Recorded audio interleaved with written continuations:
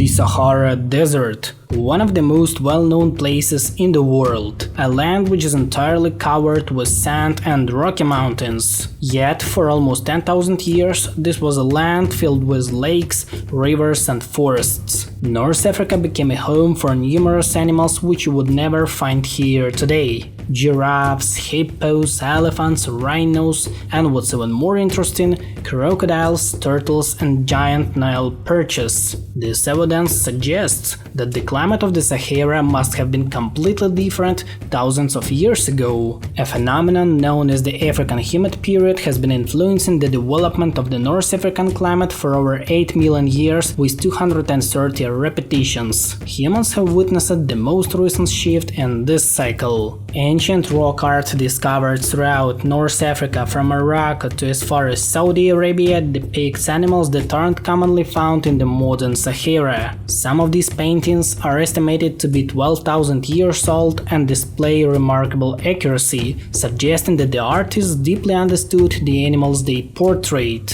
The wetter periods in North Africa recur every 21,000 years because of variations in Earth's orbit. Due to gravitational influences from the Moon and other planets in our solar system, the Earth's orbit around the Sun isn't constant. It has cyclic variations on multi-thousand-year timescales. These orbital cycles are termed melancholy cycles and they influence the amount of energy the Earth receives from the Sun. The last cycle started around 13,000 years ago when Sun radiation over North Africa was 7% higher than it is today. A seemingly small increase in solar radiation has had an immense impact on Africa's climate. The summer became longer and hot air rose into the atmosphere, bringing moisture from the surrounding Atlantic Ocean to the surface. This moisture then condensed into rain clouds that showered the Sahara. The vegetation began spreading along the coastline of West Africa, leading to increased moisture and rainfall. This cumulative effect facilitated the spread of vegetation across the entire North Africa. The enormous amount of rain and water caused the creation of many lakes like Megafizan in Libya and Ahnet in Algeria. Among the largest would have been Lake Chad, which was 10 times bigger and known as Lake Megachad. This massive lake once covered more than 400,000 square kilometers or 150,000 square miles, making it the largest lake at the time and slightly smaller than the Caspian Sea. The climate was so wet that even the driest places were filled with water and animals. Take the Terra Desert, which is a part of the Southern Sahara and is also a desert within a desert. Archaeologists found proof that this place was home to many creatures. At the bottom of the desiccated ancient lake, archaeologists found the fossilized remains of the diverse creatures that once roamed this area, such as crocodiles, hippos, turtles and giant Nile perches. Everything indicates that these animals thrived in what's now an arid and barren landscape. Not many creatures can be found in the Sahara Desert today, and many have become extinct. The Barbary lion, the Atlas bear, the Barbary leopard, the North African zebra, the northeastern black rhinoceros,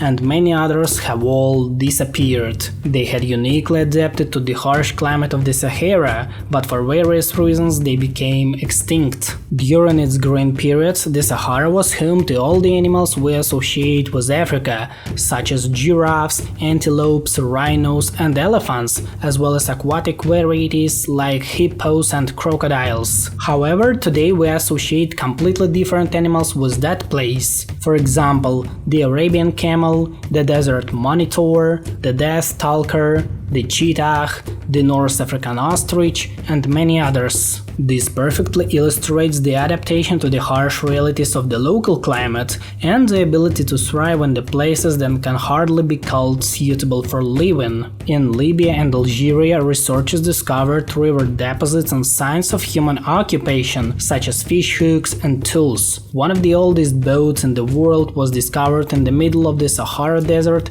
and originated during this period. The Dufana canoe was between 8,000 to 8,500 years old and measured 8 meters or 26 feet in length. This remarkable find hints at a possible technological advancement that led to the seafaring and trade. Humans who lived in the Sahara 10,000 years ago preferred to settle along the shores of the many rivers and lakes that dotted the landscape. However, that thriving period of North Africa couldn't last long.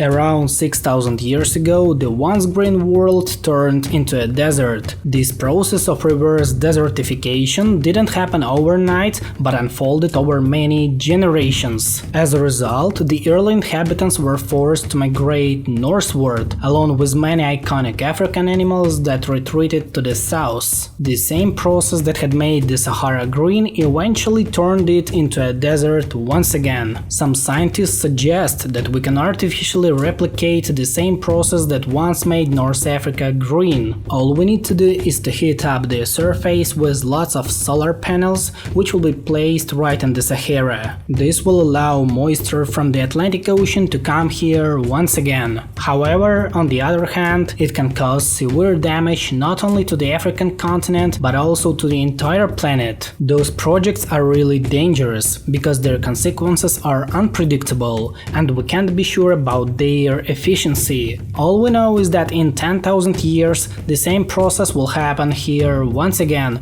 just as it has for the past 8 million years.